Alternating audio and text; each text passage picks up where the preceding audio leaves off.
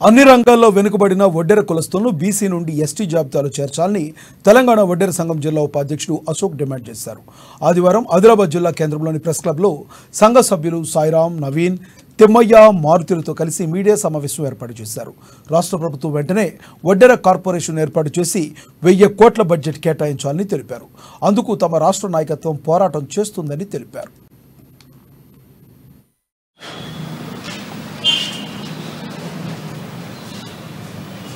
జై వడ్డెర, జై వడ్డెర.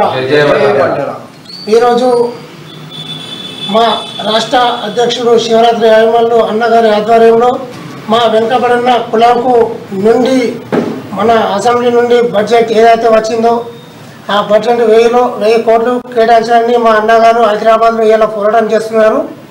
అదేవిధంగా శివరాత్రి అయ్యమల్లు అన్నగారు మాకు మా యొక్క కులం కోసం ఎప్పటి నుంచో వెనుకబడిన కులం కోసం ఎప్పటి నుంచో పోరాటం చేస్తున్నారు. బీసీ నుంచి ఎస్టీలో చేర్చాలని గత కొన్నేళ్లుగా మేము కూడా కలెక్టర్ కార్యాలయంలో వినతి పత్రాలు, ఎమ్మెల్యే గారికి వినతి పత్రాలు, అందరికీ వినతి పత్రాలు ఇచ్చాము. మాకు ఇప్పటి నుంచి ఎటువంటి రెస్పాన్స్ రాలేదు. కాబట్టి ఇప్పుడన్నా మా వెనుకబడిన కులాన్ని అర్థం చేసుకొని మా భవిష్యత్తులో మాకు బీసీ నుంచి ఎస్టీలో చేర్చాలని మేము